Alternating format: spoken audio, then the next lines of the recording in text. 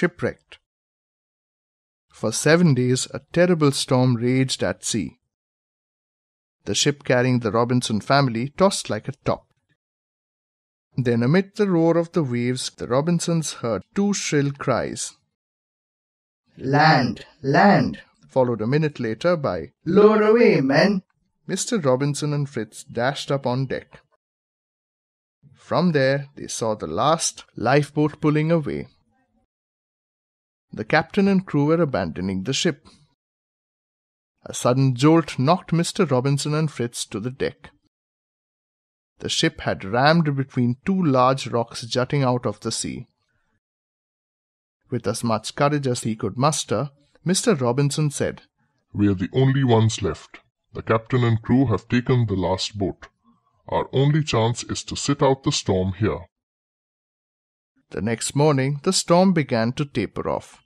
Soon only a stiff breeze and a light mist remained, and in the distance the rocky shore of an island could be seen. "Now, how do we get ashore? Swimming is out of the question. Any ideas?" "Father, can't we all get into a big tub and just float there? Remember how I used the old wooden bathtub to sail around the pond back home?" "Why, Jack, I think you have something there. Those 4 big casks down below, let's bring them up on deck. I have an idea." The 4 boys and their father went down to the ship's hold.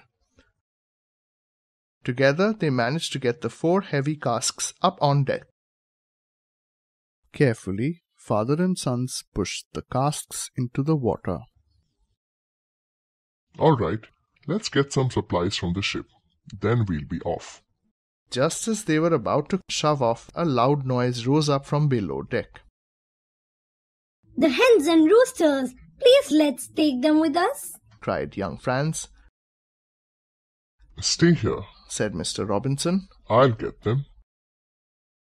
At last the Robinsons were off, dipping their paddles into the water as they headed the casks towards the shore.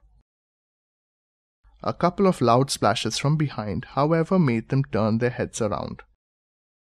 The 2 dogs, Juno and Turk, had just dived in after them. They swam alongside the casks. Once on shore, the Robinson family unloaded the supplies, set free the hens and roosters, and let the 2 dogs run loose. The 4 brothers then fanned out to collect wood for fire.